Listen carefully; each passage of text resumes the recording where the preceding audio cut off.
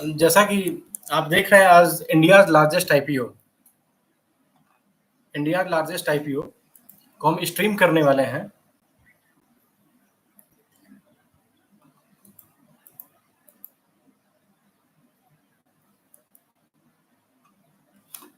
Just a second, एक screen share करना भी आप लोगों को हम।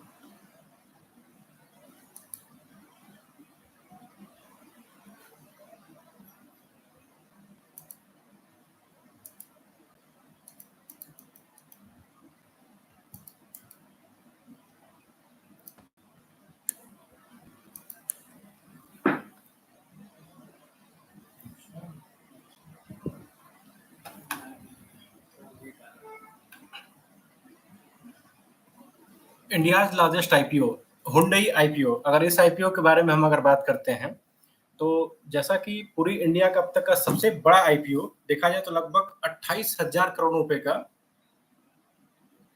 लेकर के आ रहा है। अगर इसके बारे में हम डिटेल एनालिसिस करते हैं कि इस आईपीओ का, तो इसकी एक मिनिमम अगर देखा जाए तो 7 क्वांटिटी का एक लॉट है। और अगर इसकी बिडिंग डेट देखी जाए तो 15 अक्टूबर से लेकर 17 अक्टूबर के बीच में है। अगर हम इसको एनालिसिस करें कि इसकी कैसी परफॉर्मेंस है या क्या यह शेयर प्रॉफिटेबल रहेगा या क्या इसमें निवेशकों को घाटा लगेगा, अगर इसके बारे में हम पूरी डिटेल एनालिसिस करते हैं तो हमने कुछ पॉइंट नोट किए जो कि आपको जरूर सुनने चाहिए। इसमें पहले नंबर पे आता है कि इतने प्राइस बैंड पे और इतनी बड़ी आईपीओ में क्या अप्लाई करना सही रहेगा। अगर अप्लाई करना सही रहेगा तो क्यों। अगर हम पहले कुछ बड़े आईपीओ के इतिहास को जानते हैं तो सबसे पहले नंबर पे आता है एलआईसी, जो कि इससे सबसे पहले अब तक का बड़ा आईपीओ था। लगभग 21,000 करोड़ रुपए का आईपीओ था, जिसकी प्राइस बैंड भी लगभग इसकी आधा थी, यानी 949 रुपए के आसपास थी। और उसकी जो लिस्टिंग हुई थी वो 7% माइनस में हुई थी। और उसके बाद लगभग उसमें 40 से 42% की खड़ी गिरावट हुई थी, यानी निवेशकों को खड़े खड़े 50% का लॉस हुआ था। तो ये है बड़े लॉट के आईपीओ का सच्चाई। और अगर सेकंड नंबर पे हम देखें तो सेकंड नंबर पे पेटीएम, जैसा कि हम सभी जानते हैं कि पेटीएम भी 18,300 करोड़ का आईपीओ आया था और उसमें 27% माइनस लिस्टिंग हुई थी और 84% अब तक वो गिर चुका है।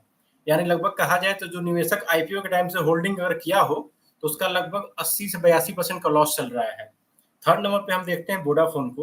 वोडाफोन भी 18,000 करोड़ का एक आईपीओ था, जो कि अपना सिर्फ 6% लिस्टिंग गेन दिया था और अब तक वो अपने आईपीओ के लिस्टिंग गेन से 85% डाउन जा चुका है। ये है एक बड़े आईपीओ का इतिहास। तो क्या हुंडई आईपीओ भी कुछ ऐसा ही परफॉर्म करेगा? हम आज इसकी डिटेल एनालिसिस करेंगे।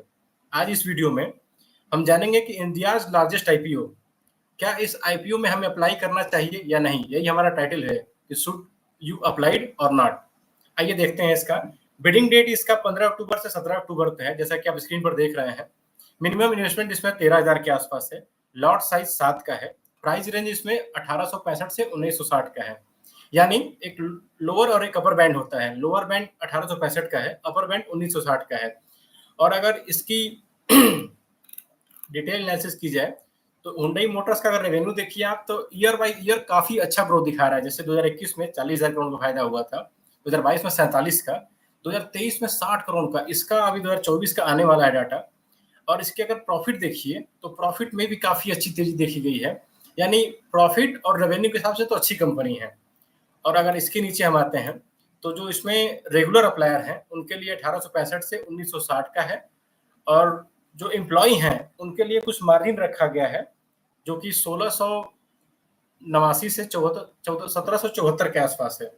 और हाई नेटवर्थ यानी जो एचएनआई होते हैं उनके लिए भी प्राइस बैंड जो हमारा है यानी रेगुलर का है वही उनका भी है।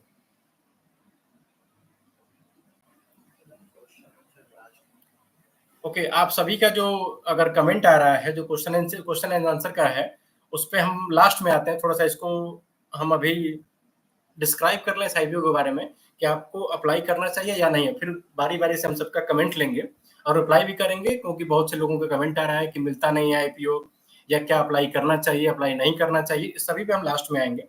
अभी हम देखते हैं कि इस आईपीओ में क्या हमें करना चाहिए।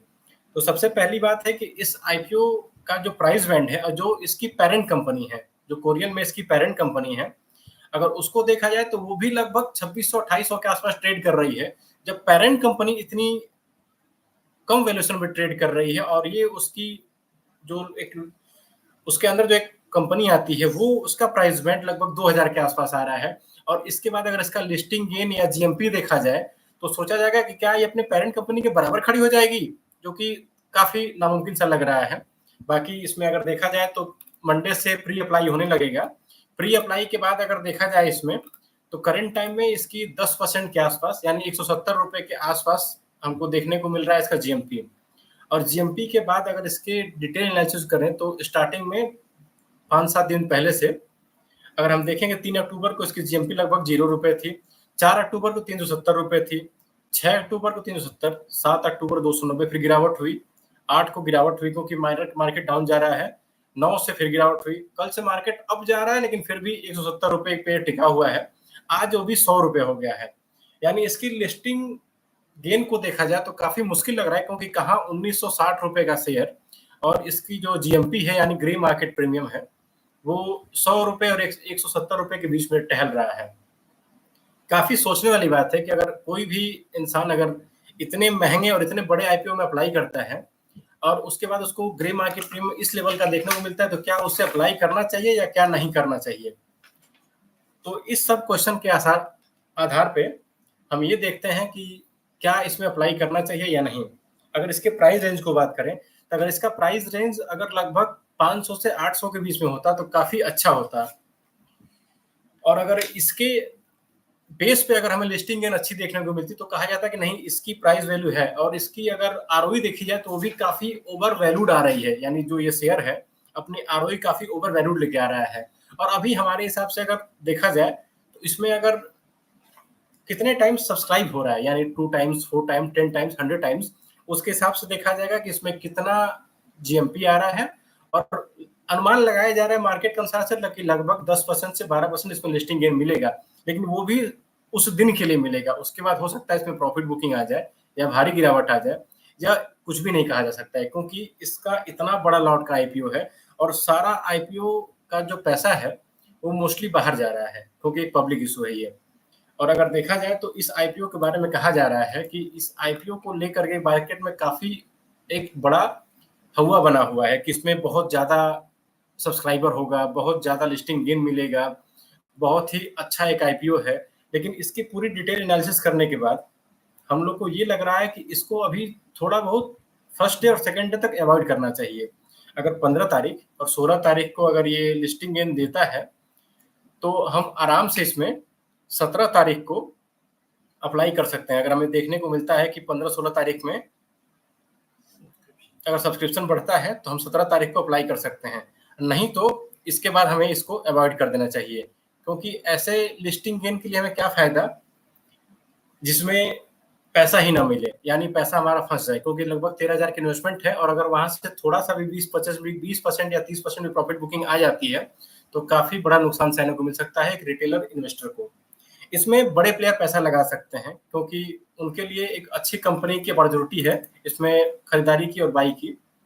तो देखा जाए तो कुल मिला के इस कंपनी को एक छोटे जो रिटेलर इन्वेस्टर हैं वो फर्स्ट डे अप्लाई ना करें क्योंकि फर्स्ट डे अप्लाई करने पे थोड़ी सी दिक्कतें आ सकती हैं क्योंकि अगर अच्छा खासा लिस्टिंग गेन का अगर नहीं जीएमपी बढ़ता है तो उन्हें नुकसान हो सकता है। और लॉट साइज भी सिर्फ 7 का रखा गया क्योंकि ऑलरेडी इतनी महंगी प्राइस बैंड में है कि लॉट सिर्फ 7 शेयर है। अगर 7 शेयर पे अगर आपको 100 रुपए फायदा भी होता है तो सिर्फ 700 रुपए का फायदा होगा, यानी 13,000 रुपए लगा के सिर्फ 700 रुपए का जीएमपी देखने को मिल रहा है। इससे अच्छे आईपीओ अभी कई आईपीओ पीछे जा चुके हैं और कई आईपीओ आगे आने वाले भी हैं, तो आप उन्हें भी अप्लाई कर सकते हैं। आइए धीरे धीरे लेते हैं कि कमेंट्स को, कि लोग जो कमेंट्स कर रहे हैं उनसे पूछ रहे हैं कि क्या क्या है। तभी अंशु राय जी का कमेंट है कि आईपीओ मिलता नहीं है। आईपीओ देखिए एक लॉटरी सिस्टम होता है, इस लॉटरी सिस्टम के बेस पे कंपनी आईपीओ अलॉटमेंट करती है। तो आईपीओ अगर आपको चाहिए तो आप मल्टीपल अकाउंट से first day second day third day apply कर सकते हैं ताकि आपको मिल जाए। और बाकी ये लक पे फुल्ली डिपेंडेंट होता है क्योंकि एक तरह से ये गैम्बलिंग है क्योंकि ये लॉटरी सिस्टम है, लॉटरी को जुआ कहते ही हैं। लॉटरी लगी तो आपको फायदा हुआ, नहीं लगी तो आपको मिला नहीं, आपका पैसा रिफंड हो गया। बाकी अपने सभी व्यूअर्स को मैं कहना चाहूंगा कि इस आईपीओ में आप संभल के रहें। जो मार्केट में एक हाइप बना हुआ है, उसको अवॉइड करें और उस अवॉइड को बहुत ही दूर से बस आप देखें। और इसका जीएमपी जो है करंट टाइम में, एक व्यूअर ने हमारा पूछा है, इसका जीएमपी करंट टाइम में 100 रुपीज़ के आस-पास है। इसमें अगर आपको अप्लाई करना है तो आप फर्स्ट डे, सेकंड डे पहले देख लें कि इसकी जीएमपी क्या है और कितना सब्सक्राइब हुआ है।